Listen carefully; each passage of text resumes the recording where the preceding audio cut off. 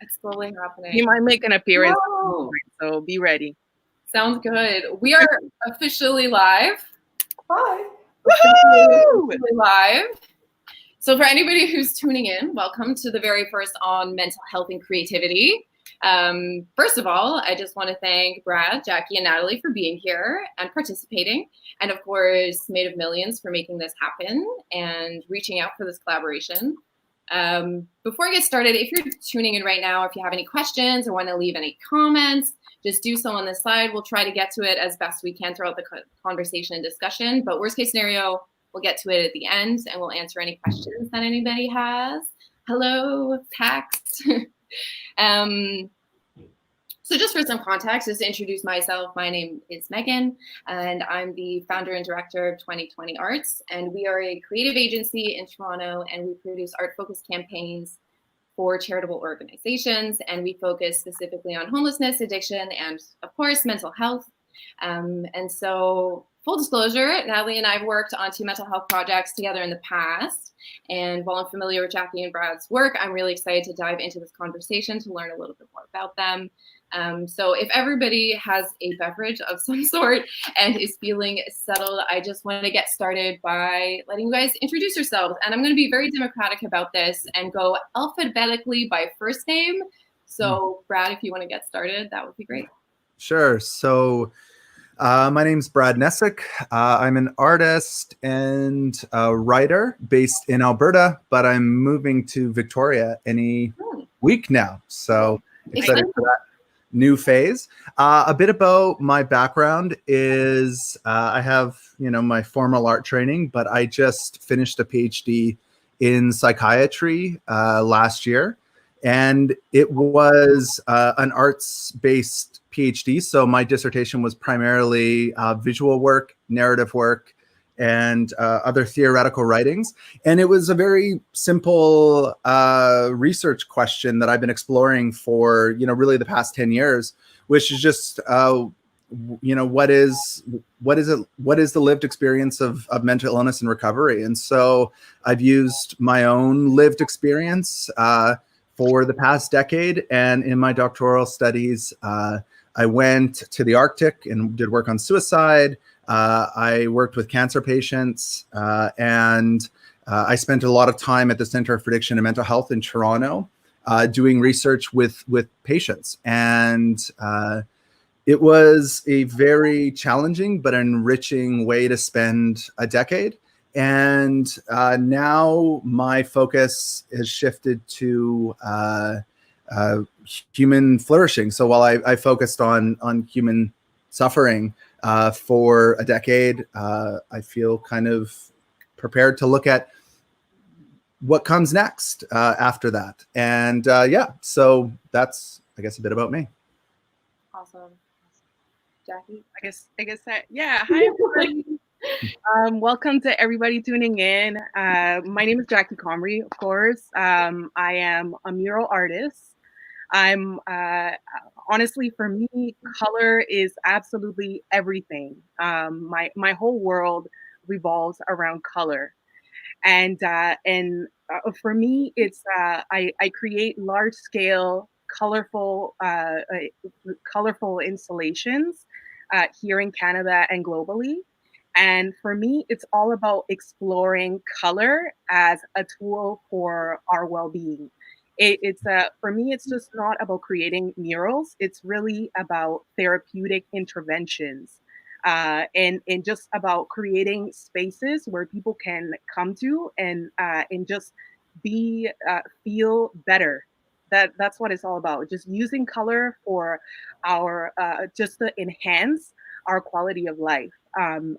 When I started practicing, when I started my practice, I mean, my colors have been such a huge part of my life, but it was in university that I really started focusing and kind of getting into just researching the psychology of color and how much it can be such an impactful tool for our society, for ourselves. I mean, I started using it just for me, just as a tool for my own healing.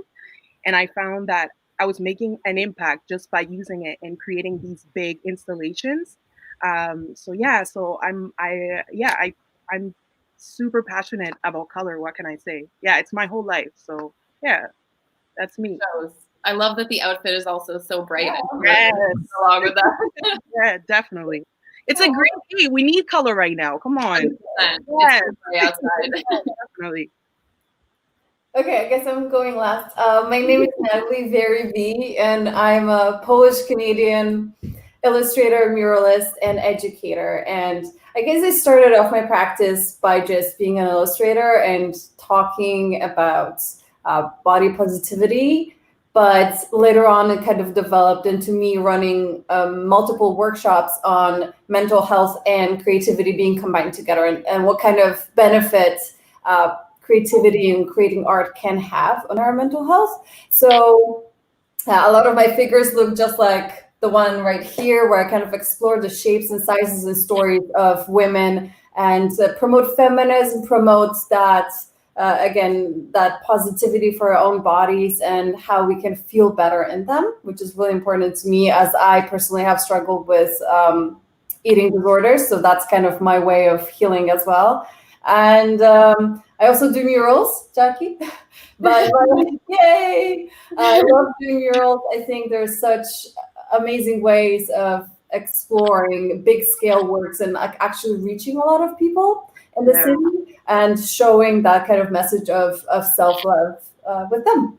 So, and also one more thing, I'm going to school for art therapy this year. So I think I will be able to add, within a couple of years, I'll be certified and I'll be able to add to my art practice and really help others like on a professional level, which is really exciting.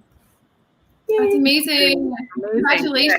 It's like the next natural step for you in your process. That's amazing. So one thing that kind of ties through with you guys, and I wonder for you in your mental health journey, the process of creating, how much of it started with just creating to heal yourself before creating to heal other people? And was that the natural way of things for each one of you? I mean, I guess I can start with that. Yeah, as I said, it was honestly, I was going through a really tough time a few years ago with my mental health.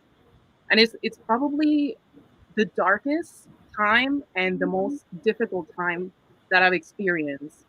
And I wasn't able to find help, just mental health care. It had been really difficult for me to find a doctor or some type of counselor to help me with how I was feeling.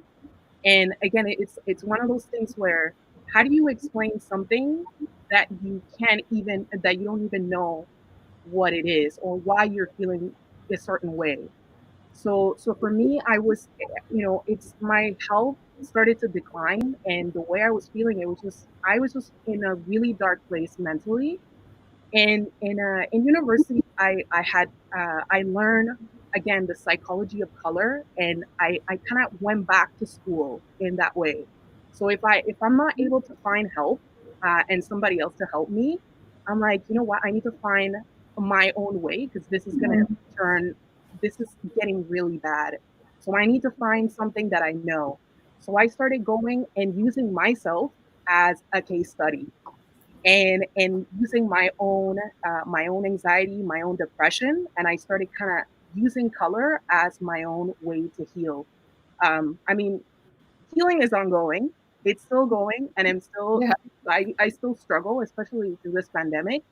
But I found such a difference than how I was feeling before, and just using a color and the difference that feeling so different, and just by kind of leaning into the psychology of color and using it as a language and as a new emotional vocabulary for myself. And yeah, so now I just want to share that knowledge with people. Now I all I do is I just want to spread the knowledge and for other people to use it too. Yeah. Jacquie, actually, I have a follow-up question and a comment. Actually, would you say that you did it on purpose, going back to heal yourself, or was it just kind of it happened? Because I find that for myself, I didn't even know I was healing myself through painting for years until I realized that I was doing it all, and it was helping me. So I was wondering, would you say that you did that on purpose to, No, okay, I'm gonna do something about it now, or was it just like an intuitive thing? it was on purpose. It was on purpose. I was like, I mean, color had already been such a huge part of my life, but I just saw it as it is a part of my life already. I didn't really, I didn't have an idea of how impactful and how much it was affecting me. Just by looking at a color and just by being Right? Yeah. surrounding myself with color. So it's and even now, um, I that's all I do. It's I surround myself with colors that I keep asking myself, how do you feel, and how can I counteract that negative feeling with a color? So yeah, so it was completely on purpose. Yeah. Awesome. Yeah, for me, I started my, mental health journey when I was about 20. And, I didn't understand what was going on. I didn't have any friends that were going through what I was going through. I, I didn't have psychologists or psychiatrists or doctors that were even recognizing what was going on. And there wasn't much discussion about it, in the early 2000s when I was going through that.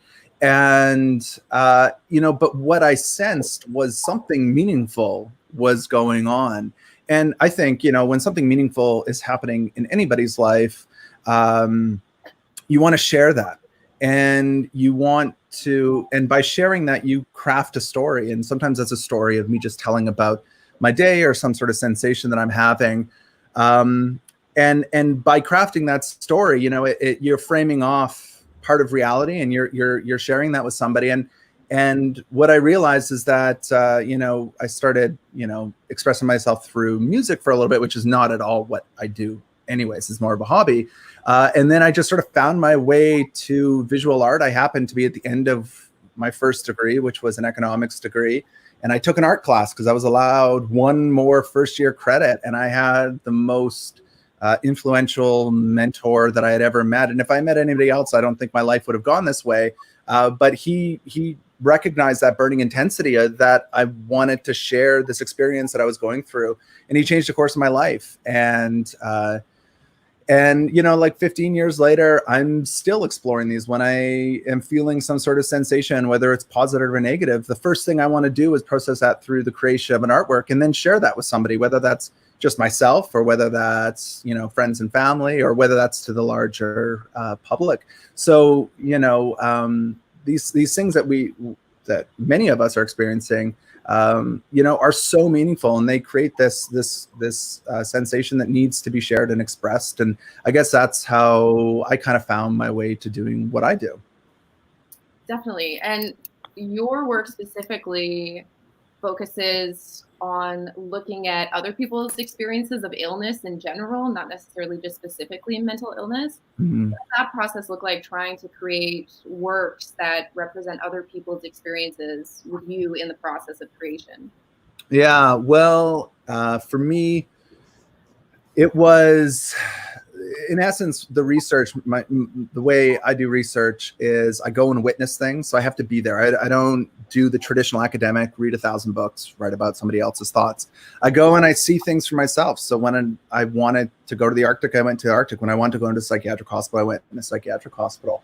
And I approached the research with no predetermined ideas. I didn't study suicide before I went and saw suicide. I didn't study cancer before I went and be with cancer patients. And what happens is I get deeply affected by that witnessing. And often in earlier parts of my life, even just a few years ago, they would manifest in some sort of episode, whether it was a manic episode or depressed episode, more often than not a manic episode. And when that would happen, our stories would bleed together. And then I would tell my story. I would tell it from my perspective, what was happening to me, but I would weave in their experiences as well. So my work appears intensely personal because it's from first person perspective of I, but really it is my factual life, but it's affected by other people's stories, and so it kind of crafts, hopefully a bit larger story than just what I'm going through, but what I've seen other people going through along with myself. So that's kind of how I do it. For sure. It's like a collective expression of illness in general. Yeah. So one question I have for you guys is, as somebody who's experienced mental illness in your life, how does that impact your creative process? Because if you're going through depression, it can be very difficult to be able to just get up and go shower. And so when your entire livelihood is based on your creative practice and you have to create to some degree, possibly you're doing commissions or you're doing a specific body of work, how does your mental health impact that process? I honestly, oh yeah, go ahead, Brad, please. No, I don't want to keep there was just a pause. I'll jump in. My previous, for maybe the past decade, my artistic practice was closely linked to my episodes that I would go through, and they were constant. And so there was a constant flux of content and energy emerging at all times. But it was very, it's not a way to live your life, to be waiting for illness to drive your creative practice. And so I've spent the past few years really trying to focus on how to access that space through healthier ways and more sustainable ways that don't rely on pain as much. And, and when I'm depressed and I can't make work, I recognize now that that's maybe exactly what I need to be doing right now. And I'm doing the hell out of it. And I'm okay with that. And sometimes I'm doing really well and I make a lot of work, and that's the best that I'm doing at that moment too. So, it's not that, not being productive is a reflection of my total being. It's just what's happening right now. And I just sort of honor that. And I keep trying to heal and get to a point where I can produce again. And then I feel intensely alive and it feels amazing. Yeah, it's amazing. Yeah, definitely. Even for me, I feel like I think that before my mental health did drive my work, because I mean, as artists, we're able to access this and express through our creativity what we can say, what we can express verbally. And for me, it's and even going when I was going through that difficult time, I felt like I can't say what I'm feeling right now, but I'm just gonna paint the hell out of it. And the more depressed and sad I was, the more colorful and more just my ideas. I was able to tap into my ideas and my feelings in a way that, I look back at that time and I'm like, holy crap, like what I was going through. And especially, that this is a sample of that time where my anxiety was the highest, and I wake up and it felt like there was a dumbbell on my chest, like somebody was sitting on my chest, and just that physical feeling, and just feeling like you can't. It was just, yeah. My art really, I expressed a lot during that time. And again, the sadder I am, the more colorful I become. Just to counteract that. So yeah, it does drive it a little bit, I guess. Yeah. But now I'm kind of focusing on, again, just everything that I've learned and my experience, and I'm just kind of focusing on just passing it on so that people can use it too. Yeah, I find that when I was at my lowest, I couldn't really express, especially with eating disorders. It's something you can't really share the details of with anyone. Same with depression and anxiety. I find that I wasn't productive in any way when episodes like that would hit. It's kind of like a paralysis where it's a blackout. But I know that on the inside, things are happening. And now I've learned years into it, I've learned that when something like that happens, I have to let it go and I don't have to make myself do it. There's commissions, there's portraits to be painted, there's all that kinds of stuff that has to be made. But now I just let it go. I know that if it's a really bad day, it's probably best to just let it go, leave the work, and just focus on myself, my own well-being. Because if I don't recover, then tomorrow's going to be the same. So it's better to take care of myself than to push myself to do something that is just not going to work out because my lines are going to go crazy. It's just not going to be good. So I think that is, again, it takes years to figure out how your inner workings are actually working and how to treat yourself correctly. So yeah, it's like a sustainability issue that if you're going to be sustainable in the long run, you have to take care of yourself in those moments. And even when you're feeling healthy and good, you have to continue to take care of yourself. Be gentle with yourself. Yes. Yeah, definitely.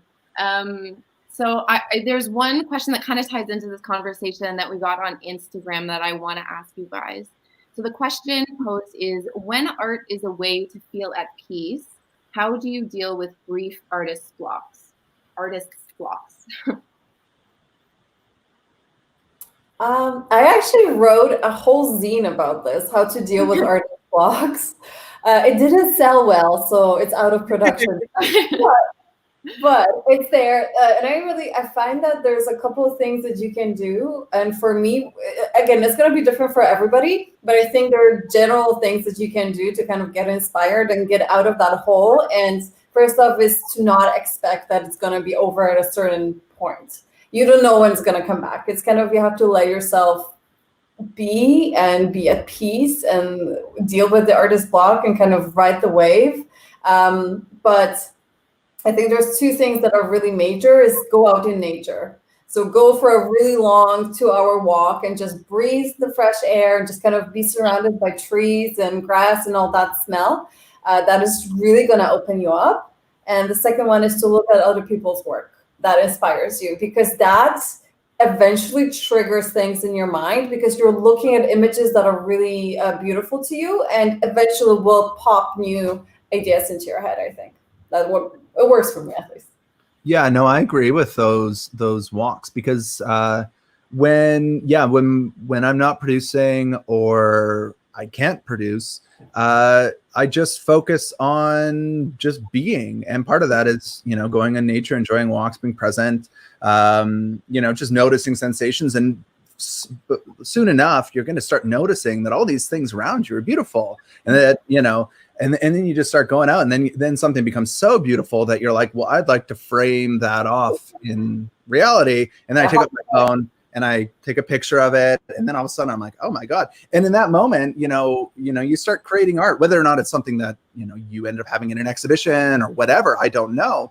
But it doesn't have to be all these major works, because your artistic development in life is so tied to your personal development in life that I don't see them being separate. So when one closes down, you just move to the other, and it'll sway back again. Yeah, definitely. I agree with you, Brad. I even like I said before, just kind of being gentle with yourself and not be so hard on yourself. I've learned that. And just kind of taking that cycle, because creativity comes in cycles. I'm not sure for everybody else, but at least for me, personally speaking, it's all about a cycle. Sometimes we have like a lot of productivity and crazy work, and then it just kind of, there's nothing, and then it comes back again. So I just kind of I try to kind of go with that wave and go with that cycle. And whenever I'm actually going through a block right now as we speak. So I haven't produced anything anytime I'm in front of my canvas or a surface. I'm just kind of like, everything's just blank for me right now. And of course, there's so much going on right now, right? Mm-hmm. So I'm just kind of taking it easy and trying to do other things, and turning everything around me into color and spraying things. That's what I'm just kind of doing. But I'm trying to, again, just be gentle with myself and not be so hard of like, oh no, you're not doing proper work. Like, what's wrong with you? So I try not to do that anymore. Yeah. Yeah. And it's a so- learning process, I guess. Sorry? It's a learning process, I guess. No, So definitely. just learn to be kind with yourself, and that Absolutely. if you're not creative maybe in this moment, that you're never will come back. lose your creativity, right? Yes. So, Yes, absolutely. yeah, definitely.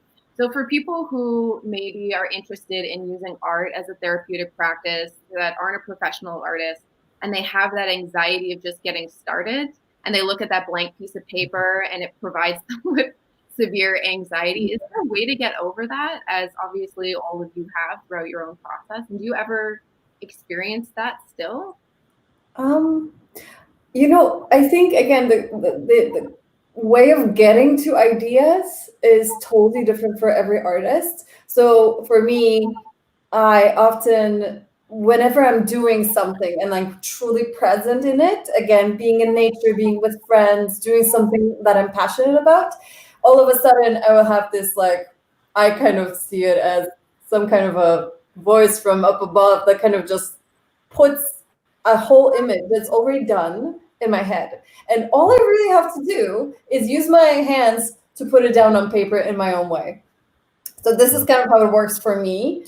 But I think for people who want to get into it and maybe have a really nice session of painting and like really explore it, I would recommend following a tutorial on YouTube, because if you don't have previous art experience, you will be constantly doubting yourself.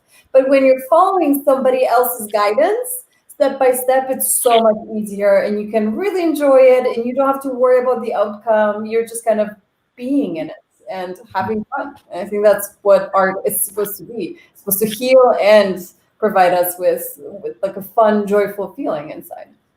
Yeah. Yeah, I definitely identify with what you say, where it's like a vision. It just happens. Yeah, it just all is there, and you start looking around, and you're like, oh my god! And if you're lucky enough, you can spend enough time to survey and figure out what happened in there, what's going on, and then you make work. What I do for all people that I talk to, because I believe everybody is creative. I don't like that narrative where it's like, I'm not creative. I don't have any creativity. And I'm like, well, what are you talking about? We're all creative, aesthetic beings. Like it's written through evolution into us. There, humans have been producing art across all time, across all locations, and expressing themselves for as long back as we can see. And it's a very natural human behavior to do that. And I don't think it is just something that is for artists, like, that identify that and spend their lives dedicated to making art. I think everybody can live artfully. And the way that I would say, if I was to recommend somebody start thinking creatively, is to go out, and it can be in your house, it can be outside, it can be in a city, and just go with a camera, go with your phone, because your phone has this nice big screen, and you just frame off reality and just say, oh, this is amazing. Like this is just an amazing moment of life expressing itself into this exact place, and you frame it off. And then when you do that enough and it becomes secondhand to frame things off, then you start, learning a little bit about like aesthetics or some other techniques. Like maybe you bring it into painting or printmaking, or maybe you start making videos about it, or maybe it stays as a photograph. And what you do is, once you get good at just saying, this is beautiful, I want to share this and frame this off from reality, then you start elevating it into, you take the ordinary and make it extraordinary, or you take the everyday and elevate it into the sacred. And I think that's where art gets really exciting. And I think that's when people really start expressing themselves. And it's just, for me, what I say to people, because everyone's got a phone for the most part that has, a pretty good camera on it nowadays. Just go, and you got this beautiful screen, and just start looking at things and noticing and paying attention. And you'll enter into a very good headspace where all of a sudden, like I said earlier, everything becomes beautiful. And then that's the best place to be to make art. Yeah. And I would honestly, I highly recommend putting music on. I mean, even meditation works a lot. And just kind of going back to being a kid and playing with paint. It's as simple as that. Just like giving yourself, just like, because when we're younger and we're in school, and being in art class is just like so fun. Creating is so much fun. It's just like, just you have no, you don't judge yourself as much, and then somewhere along the line we kind of lose that. Then we become adults, we get all busy with life, and we just kind of lose that feeling of just just being free. And so I would highly just suggest just being free, and just playing with paint and throwing paint at on a surface, and seeing where it goes. Just not judging yourself. That's that I would recommend that. If Sure. I can add on to that, what I recommend in my workshops, I totally agree with everything you said, Jackie. I think it's the most beautiful thing is to be a child again and like take all these crayons and paint and just enjoy it, because that's where the most free, beautiful, and pure things come out of you. But it's so hard to leave the judgment, right? Because we're so in a box of judgment all the time. So what I would recommend is assume that the piece of paper you have in front of you is going to the garbage at the end of it. And with that mindset, I honestly feel like a lot of people would be like, oh, it's going in the garbage, doesn't matter. But then eventually they will see that the freedom they were given by saying that to themselves produces a quality work that has meaning to them. Yeah, not being tied too much to like what it's going to look like at the end, and just enjoy the process. Yeah, exactly. The outcome, much like in life.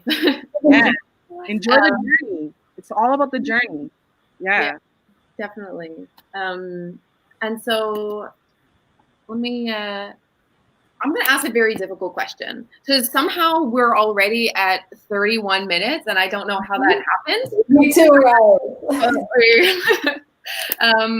So I'm going to ask like the difficult question. So, and I don't know if it's that difficult, to be honest, but if you were given the choice to possibly not have the mental illness that you deal with, would you give it up if given the opportunity?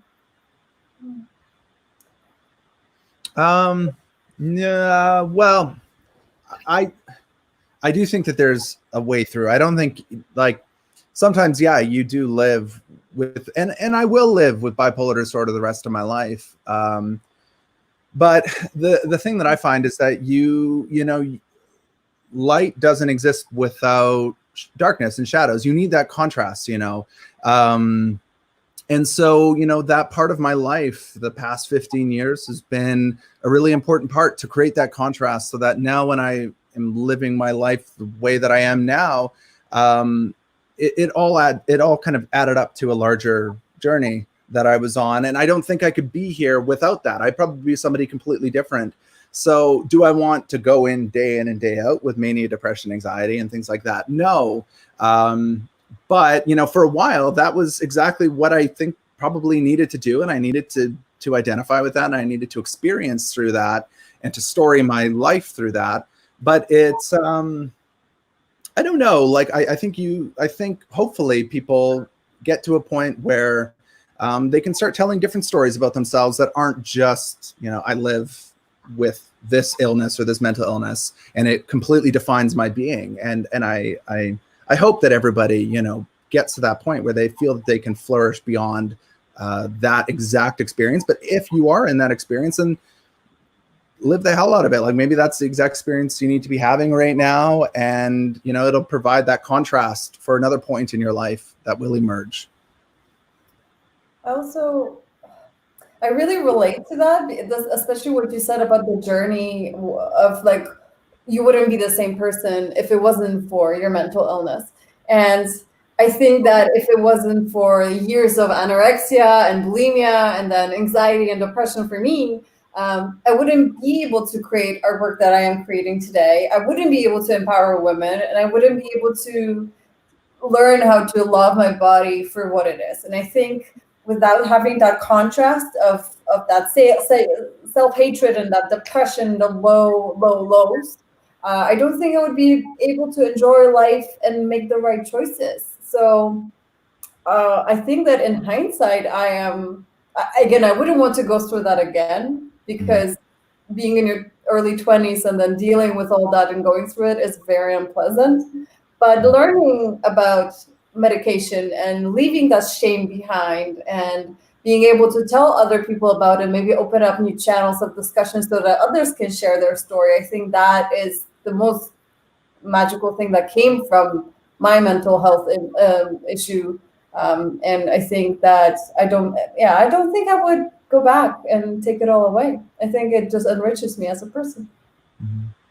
Yeah, I agree. I think even for me, I wouldn't want to go back to that time. And anything, even now, anytime that I feel kind of like slipping into that kind of, dark place, I do everything I can to get myself, just start swimming. I just, counteract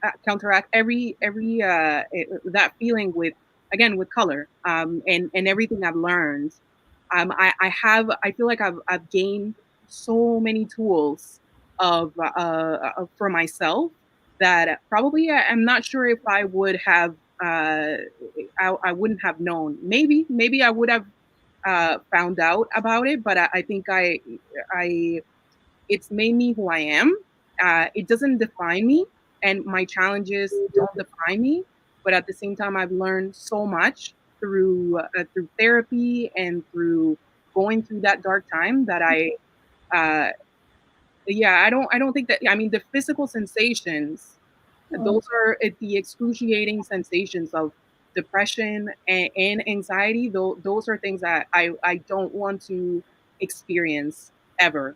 But again, I've learned so much through it, so I don't think I would take it away. I don't think so. Yeah, definitely. And I think as well with all of your work, I think it all starts a dialogue and a conversation about mental health. Mm-hmm. And that adding to that conversation and that dialogue takes away some of the stigma.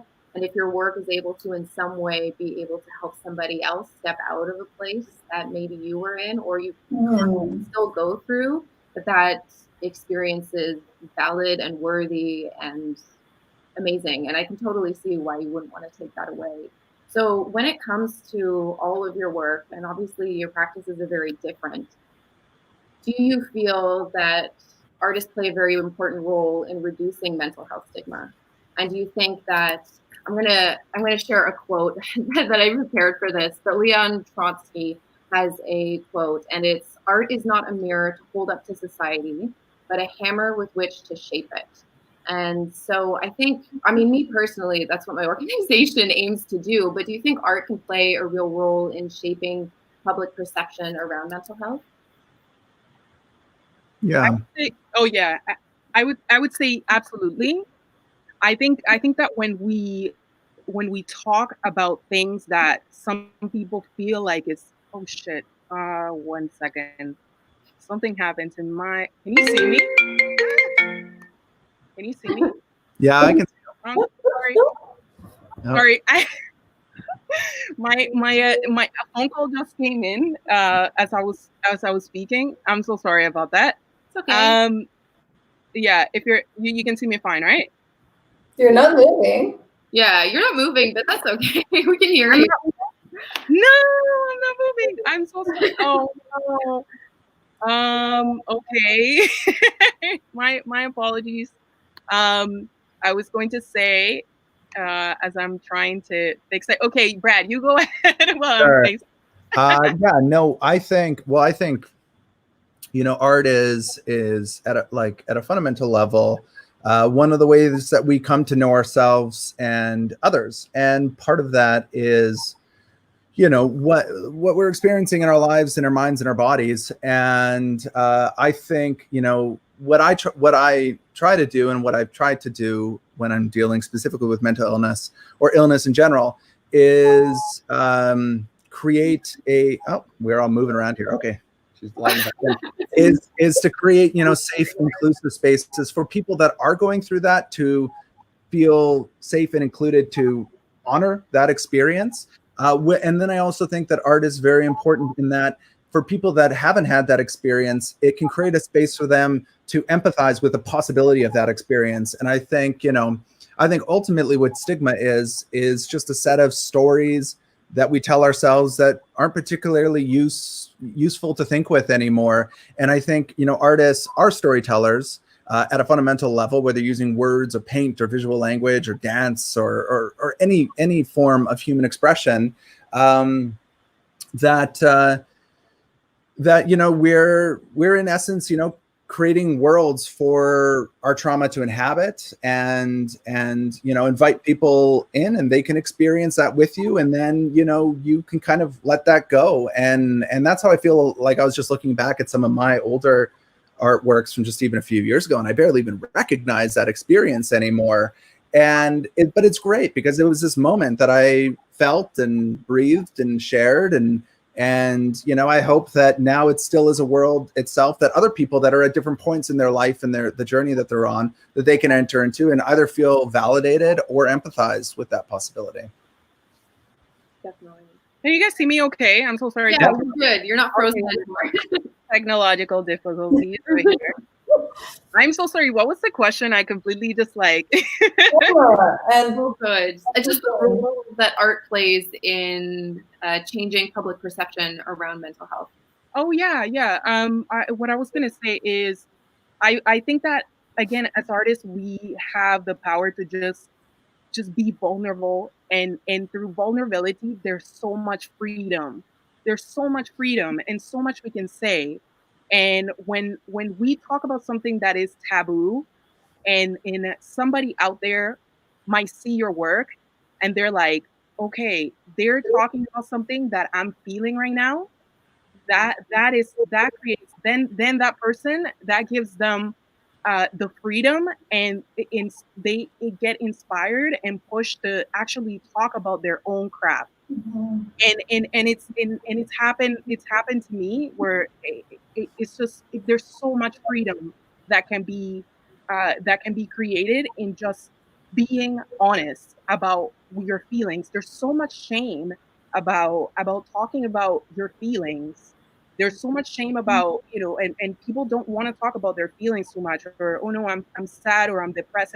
They just don't want to talk about it, you know. And for me, it's just, I've just found so much freedom in that, and I hope that other people get encouraged in also talking about, you know, there's no shame in feelings. That's one thing that I've learned through color too, that it's, you know, you wear your emotions on your sleeve. You know, you can't hide your feelings when you're playing and creating with color. There's no way. So yeah, so we definitely have, and that's something I don't take for granted at all. Yeah, definitely. I think, I mean, I'm biased because I started an organization with the sole purpose of changing people's perspectives on mental health, homelessness, and addiction through art. But I think art, as I think we've all touched on throughout the conversation, is a visual medium to try and express something that is so difficult to express with words in the way that possibly physical illness isn't. And so being able to show something that's visual, an expression or an emotion, is a really powerful way to connect with people on a really visceral level. So yeah, I think definitely, like, every little piece, I also believe that every little conversation, discussion, project, piece of art that you guys create related to mental health helps reduce the stigma. It's a collective effort. Everybody's got to put in their bit to be able to thrive and change public perception around it. Anything you guys want to add to that before I move on a little bit? No, we have a question in the comments though. Oh yeah, exciting. Hi, James. Hi, James, for showing up. Here, I think I can. There you go. Put it in the stream itself. So, yeah. James asked, just wondering what your tips would be to those of us fighting the heavy self-criticism block to just start doing art. Any good exercise to do or words you tell yourselves? I don't want to always start. Maybe I'll have somebody else What start. is, okay, I'll start. I have a couple of exercises that you can do, James. I think one thing to get over is the idea, again, of that judgment that we were talking about earlier. Yeah. And that judgment is not really coming from the outside. It's kind of internalized at this point, and everybody has it. And as soon as we're not kids anymore, we kind of just take everything in and then keep it in there for years. So that judgment you're feeling is totally valid, and it's just another experience. So don't worry about it. But what I would suggest doing is maybe consider spending some time with your eyes closed making art, because when you just get over that idea of worrying what it's going to be, what the outcome is going to be, because you have an expectation of yourself. You start there with your blank sheet of paper and you're like, okay, now I'm going to make an art. And really, what if it doesn't come out the way you want it? It's still a valid expression of who you are and what you are feeling at that moment. So just maybe close your eyes and do a bunch of doodles, do some, things that you wouldn't expect, or play with collage with ready-made images. Maybe when you have little pieces that you want to stick together, that is going to help you kind of let go of that. And again, that kind of worked for me. Now it will just take a little bit of time to get over it. Yeah, exactly. And kind of what I was saying before of what I was talking about before, about just kind of going back to being a kid, where, just playing, just without any expectations, just play with what you have. If you have materials, if you have, whatever you may have, or just play with drawing, or paint. All about playing, and without any kind of um, judgment. I know it's kind of hard to say that, because we do judge ourselves a lot. But try not to judge yourself, and just keep going.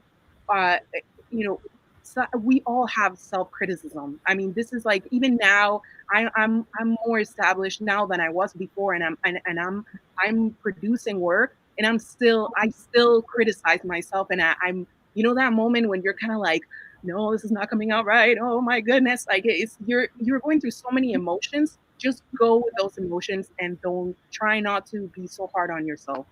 James. We see you. Yes. Yeah, I would say one of the ways is just to work in many different media.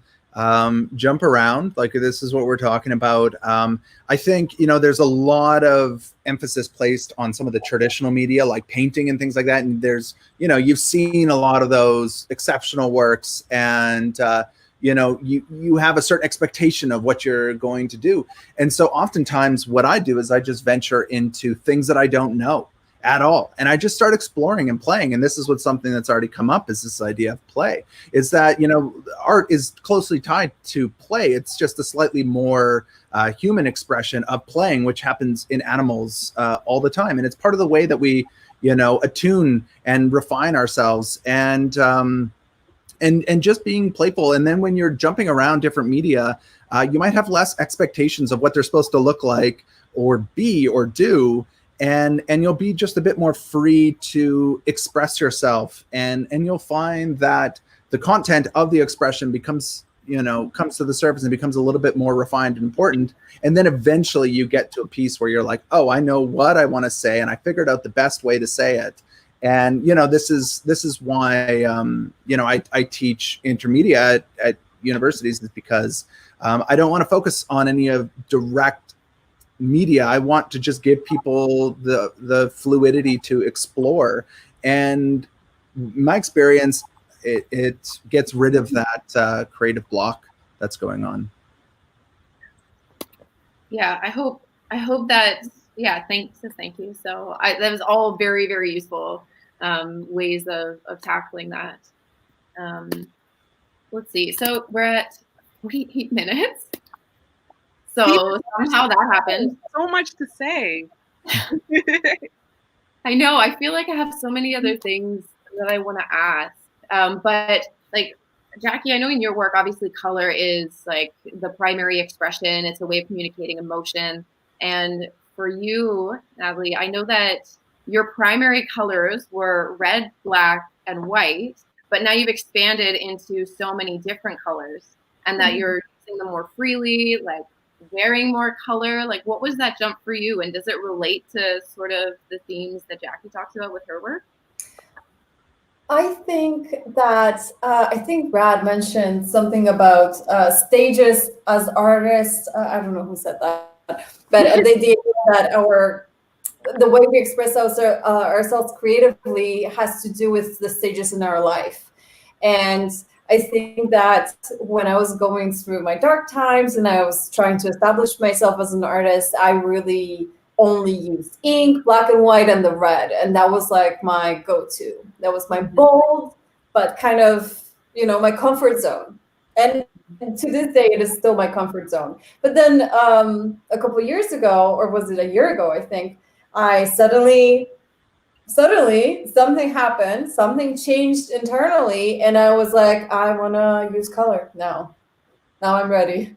And I started wearing colors and I started drawing in color. And I don't know if it has to do with me just feeling more confident as a person as well as more established as an artist. So I was more free to actually explore and play and not be worried that the outcome is gonna not be good enough. And it's just another part of me now. And I'm just kind of adding to that vocabulary in my toolbox of things that I do and the complexity of me as a person as well. Yeah, definitely. Yeah, I think that's amazing. Like it's also the fact that it kind of happened out of nowhere. Yeah, I don't know why. Oh, actually, I do know why. I can tell you why. Yeah. Okay. It was literally maybe a week or two after I got my citizenship in Canada.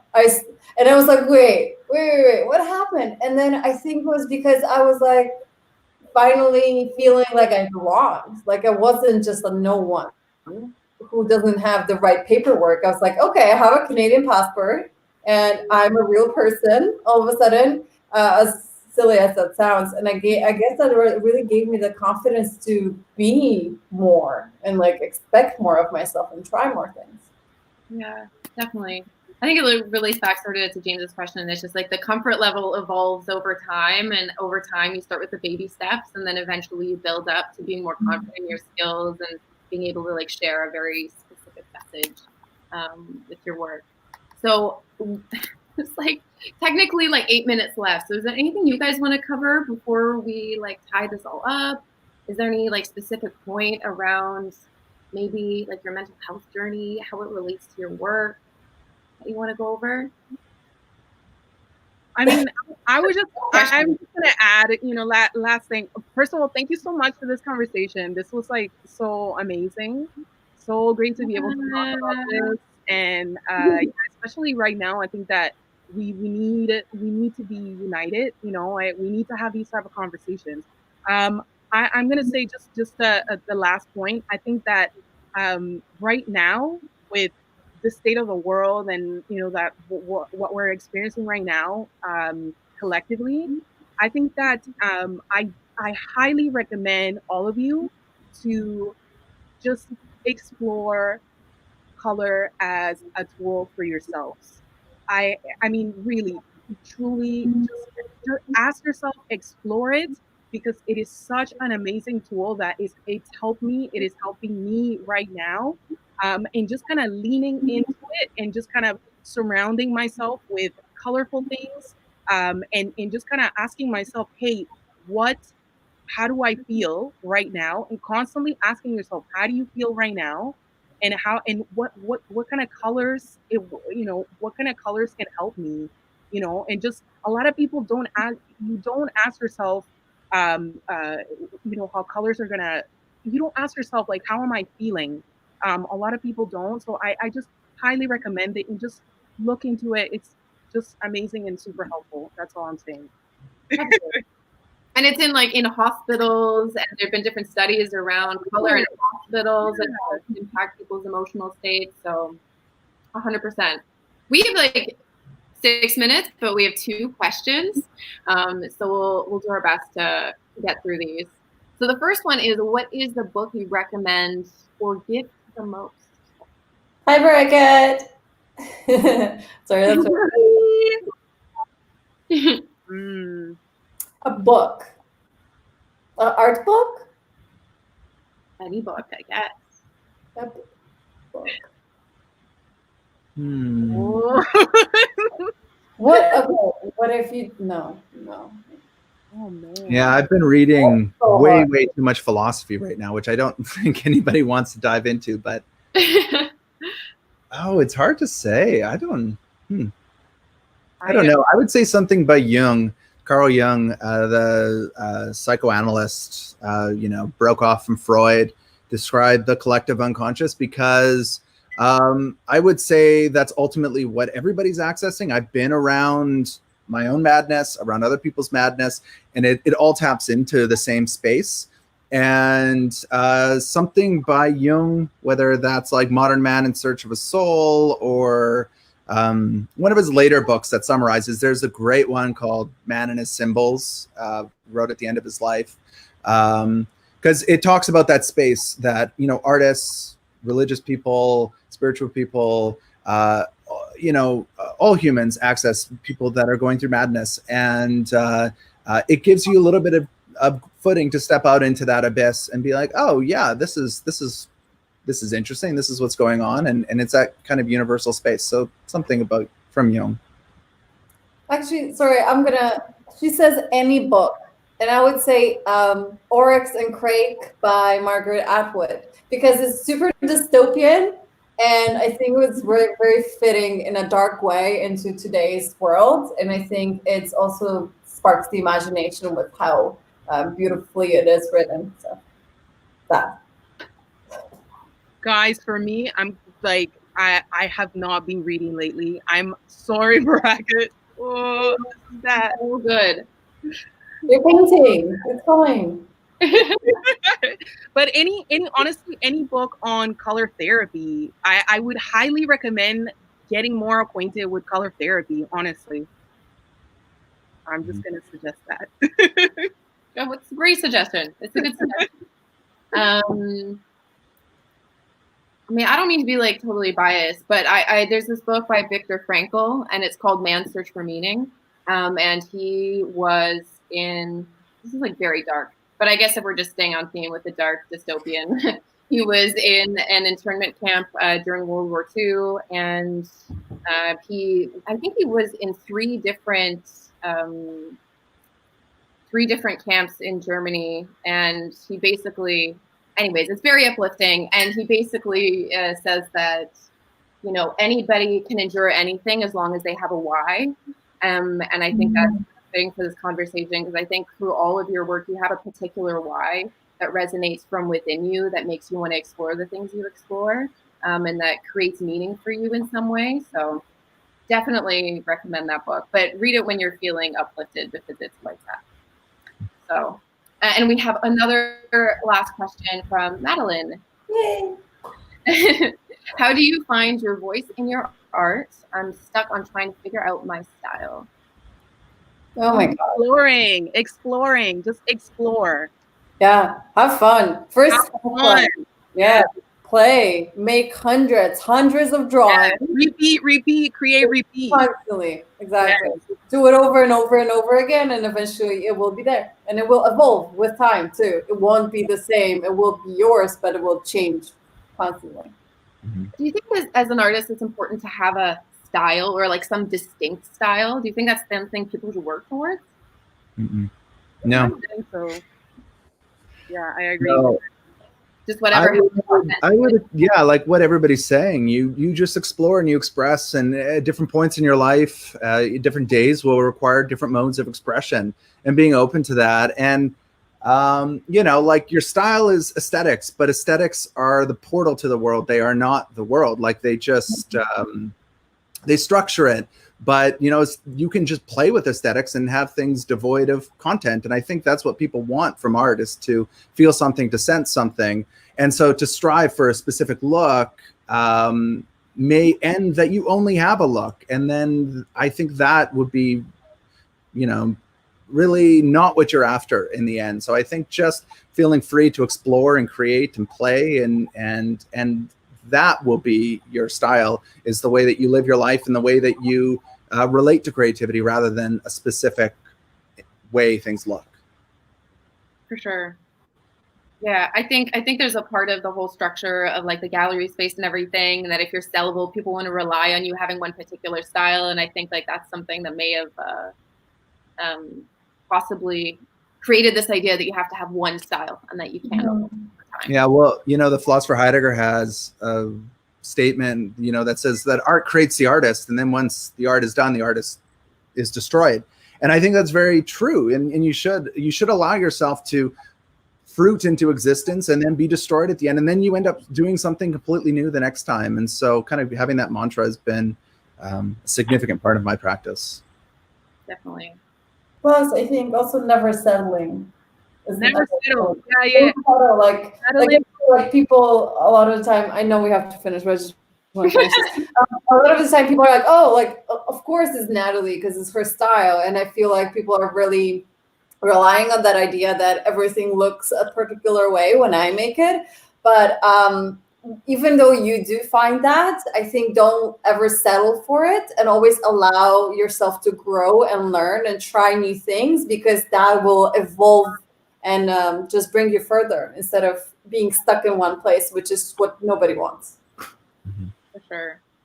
And I think when everything's passed through the filter that is you, you're going to find your own unique ways of expressing something. You're never going to like exactly filter through you and express what somebody else has expressed. So totally agree. I know it's like we're at an hour, but I just want like, is there like one tip for people who are in quarantine or social isolation right now on how to just deal with it? Do you have any like survival tips?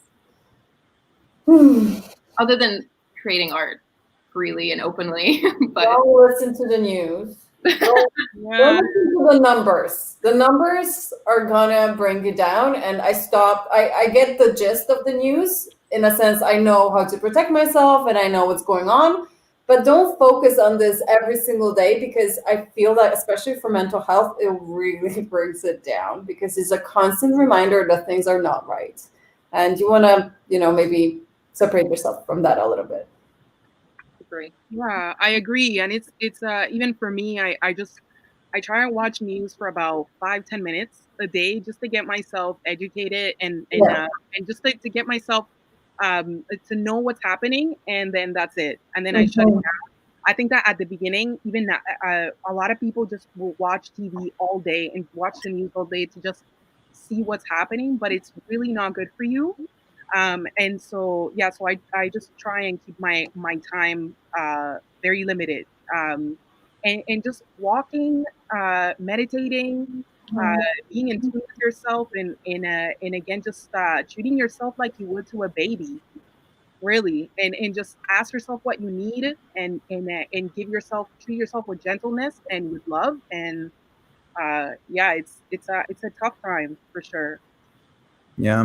Yeah, well, I definitely think, self-care for sure. It is a time, and we have a great pause right now where a lot of us do have a lot of time on our hands. And so, having a bath, reading, meditating, all these things are productive. You don't have to do any of them if you can't do them, but if you can, it can be really productive. The thing that I am finding most fascinating to try to get through this time is, recognize that the world as we know it has come to an end. And, but from that, a brave new world can emerge, and we can imagine a different world now. And it's, for me, this is the most, obviously there's horrors going on that are unimaginable and so challenging, but there will be things if we go in with the right intention and we tell the right stories and we imagine the right stories, that this could be a new world that we emerge into, and we can reimagine this. Like maybe we'll come out with new policies that change the lives for different people. Maybe we come out with new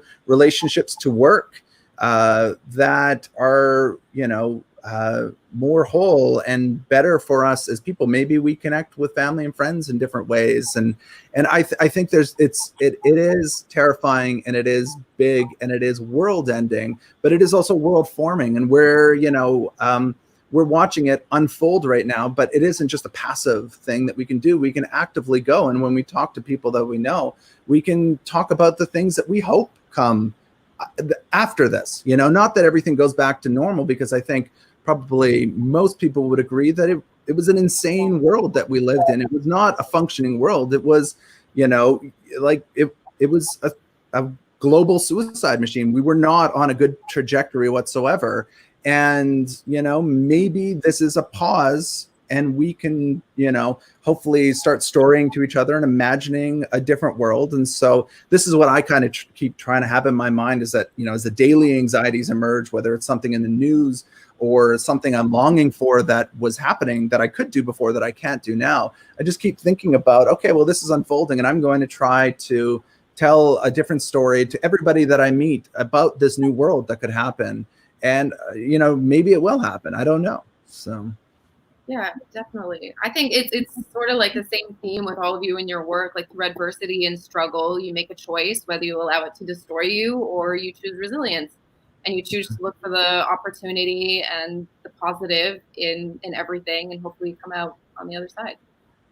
Definitely. So we're at like an hour, so I guess we have to say goodbye, but this has been amazing and wonderful, and I am so grateful for all of you spending the past hour and 5 minutes with me. And I would love to be able to do this again if they allow us to, or to just yes. Conversation. They said yes earlier. What's that? They said we have to have you again. Okay, we'll do it. So I think, yeah. This is like a good form of like therapy for me, just being able to talk all of this out with all of you, and to also just feel that common struggle that we all go through things and that we all experience difficulty.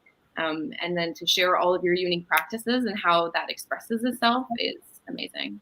So thank you so much. This has been wonderful. Thank you. And yeah, have a great weekend, I guess. We didn't realize it's the weekend anymore. Everybody. Bye. Thank you. Bye.